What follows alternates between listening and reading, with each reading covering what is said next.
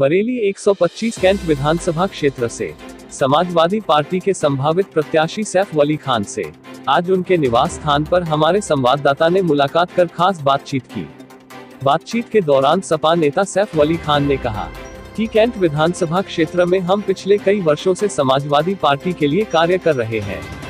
क्षेत्र की जनता के सुख दुख और वहां की समस्याओं को लेकर हम हमेशा संघर्ष करते रहे। सैफ वली खान ने कहा कि कैंट विधानसभा क्षेत्र से जो भी प्रतिनिधि चुने गए हैं, उन्होंने क्षेत्र के विकास में कोई खास दिलचस्पी नहीं ली। यही कारण है कैंट विधानसभा क्षेत्र काफी पिछड़ा हुआ है, क्योंकि कैंट विधानसभा क्षेत्र में अधिकतर हिस्सा नगर निगम सीमा के अंतर्गत आता है। इसलिए कैंट विधानसभा के विकास न होने में जहां वर्तमान विधायक जिम्मेदार है, वहीं मेयर भी जिम्मेदार है। हमने विशेषज्ञों की एक टीम के जरिए क्षेत्र के विकास की योजना बनाई है, जिसके अंतर्गत हमारी प्राथमिकता शिक्षा, स्वास्थ्य, क्षेत्र का विकास और युवाओं के लिए खेल मैदान हमने प्रमुखता से चयन किया है।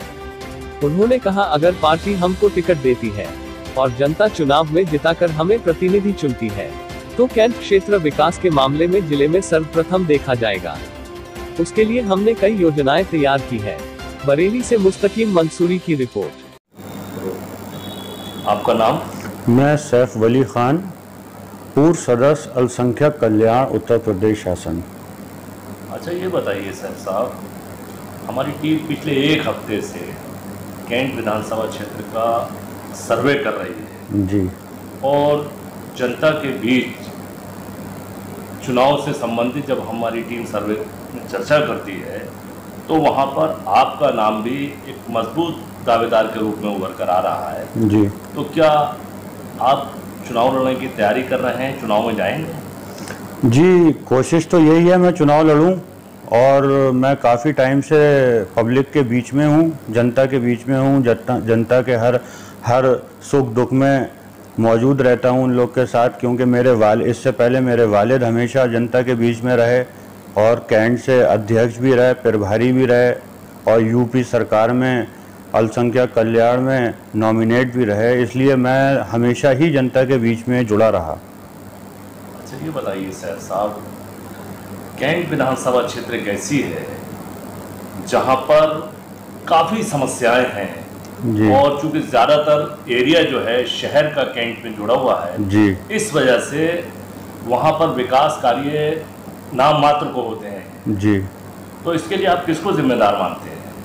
देखिए, इसके लिए तो जो जनप्रतिनिधि, मौजूदा जनप्रतिनिधि हैं, वही जिम्मेदार हैं, क्योंकि उनकी ही जिम्मेदारी है कि जो है अपने जो क्षेत्र हैं उसमें विकास कराया जाए, स्वास्थ्य सेवाएं दुरुस्त की जाएं, शिक्षा व्यवस्था दुरुस्त की जाए, सड़कें हैं सड़कें दुरुस्त की जाएं, ड्रेनेज सिस्टम बहुत ख़राब है कैंट में, वो सही किया जाए।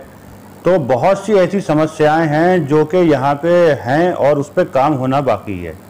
सैफ साहब, सबसे जो गंभीर समस्या है जी, वो कैंट विधानसभा क्षेत्र के अंदर वो जल भराव की है जी। क्या इसके समाधान के बारे में कोई आपकी योजना है? जी, मैंने पहले ही आपको बताया कि जो यहाँ का ड्रेनेज सिस्टम है बहुत ज़्यादा ख़राब है, नालियाँ भरी पड़ी हैं, गंदगी बेनतहा है, उससे लोग बीमार हो रहे हैं, बीमारियाँ फैल रही हैं। हमने कुछ एक्सपर्ट्स को भी इस बारे में पूछा, तो उन्होंने भी हमें सुझाव दिए हैं, और जो है यहाँ काफ़ी काम करने की ज़रूरत है कैंट विधानसभा में विकास के लिए। कैंट विधानसभा क्षेत्र एक ऐसा क्षेत्र है जहाँ पर 95% शहर का क्षेत्र आता है जी, जी। और उसके बावजूद शहर में तमाम समस्याएं हैं। इसके लिए कोई आपकी योजना है? भाई देखिए, मैंने अभी भी आपसे कहा कि यहाँ पे स्वास्थ्य व्यवस्था ठीक नहीं है, उस पर काम करने की ज़रूरत है। शिक्षा बिल्कुल ध्वस्त है, शिक्षा व्यवस्था बिल्कुल ही ध्वस्त है कैंट विधानसभा में, उस पर काम करने की ज़रूरत है। और सड़कें आपने देखी ही होंगी क्या हालात हैं सड़कों के, उस पर काम करने की, बहुत काम करने की ज़रूरत है यहाँ पर कैंट विधानसभा में, जो कि हमारे जो मौजूदा जनप्रतिनिधि हैं वो नहीं कर रहे हैं, ना वो क्षेत्र में जाते हैं। सैफ साहब, कैंट विधानसभा क्षेत्र एक ऐसा क्षेत्र है जहां पर युवाओं के लिए और बच्चों के लिए खेल के मैदान नहीं है जी, जबकि यहाँ पर कई जगहें ऐसी हैं जहाँ पर खेल मैदान हो सकते थे। जी देखिए, यहाँ पर एक तो हमारा आज़ाद इंटर कॉलेज का ग्राउंड था, जो अगर डेवलप किया जाता तो बहुत अच्छा स्पोर्ट्स के लिए बन सकता था। इस्लामिया इंटर कॉलेज ग्राउंड है, जो कि बरेली का सबसे बड़ा ग्राउंड है, उसे अगर डेवलप करेंगे तो वहाँ पे स्पोर्ट्स का काफ़ी ऑप्शंस हैं स्टार्ट कराने के। क्योंकि मैं ख़ुद क्रिकेटर रहा हूँ और क्रिकेट से जुड़ा हुआ हूँ, तो मुझे इसके बारे में काफ़ी नॉलेज है। बरेली कॉलेज है, इसे अगर हम प्रमोट करेंगे तो यहाँ पे स्पोर्ट्स के काफ़ी ऑप्शंस हैं स्पोर्ट्स कराने के लिए और इस बच्चों को अच्छी स्पोर्ट्स फैसिलिटी देने के लिए। लेकिन हमारे यहाँ के, फिर वही मैं कहूँगा कि यहाँ के जनप्रतिनिधि ने कोई ऐसा सोचा ही नहीं है खेल के बारे में, स्पोर्ट्स के बारे में, बच्चों के बारे में कोई ऐसा प्लानिंग ही नहीं करी।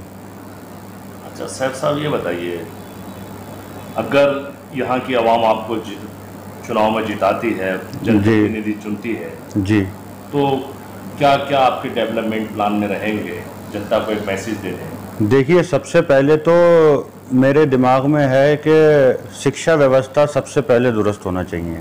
जो जर्जर हालत में सरकारी स्कूल पड़े हुए हैं, उन्हें पहले तो जो है ठीक किया जाए और वहाँ फैसिलिटीज़ दी जाएं, जिससे कि गरीब का बच्चा जो है आगे पढ़ सके, अच्छी तालीम हासिल कर सके, आगे निकलने के उसके पास चांसेस हों।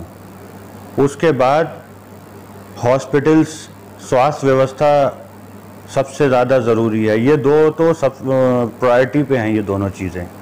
थर्ड, जैसा आपने कहा कि खेल बच्चों के लिए स्पोर्ट्स के ऑप्शंस होना चाहिए, स्पोर्ट्स के लिए ग्राउंड्स होना चाहिए, वहाँ पर बच्चों को स्पोर्ट्स फैसिलिटीज़ होना चाहिए, इस पे काम करने की ज़रूरत है।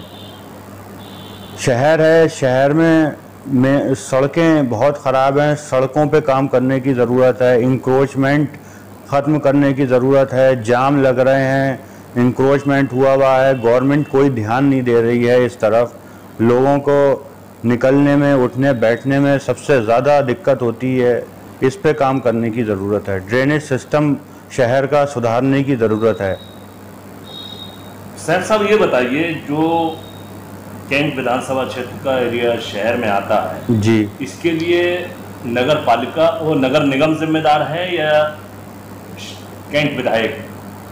देखिए, जो कैंट क्षेत्र आता है, इसमें आपके जो शिक्षा व्यवस्था को सुधारने की जिम्मेदारी तो नगर पालिका ही की रहती है, और सड़कें हैं और ड्रेनेज सिस्टम है, ये नगर पालिका ही के अंडर में आएगा।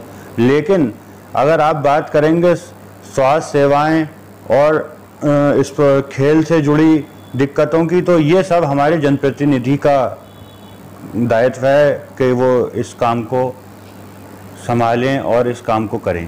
कैंट की जनता आपको एक प्रतिनिधि चुनती है, तो खेल के लिए आप क्या करेंगे?